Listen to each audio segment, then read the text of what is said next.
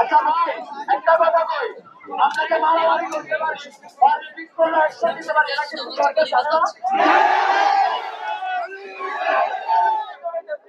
আমাদের রক্ত গরম, আমরা ঠান্ডা ভাবে এটা নিয়ন্ত্রণ করে ইচ্ছা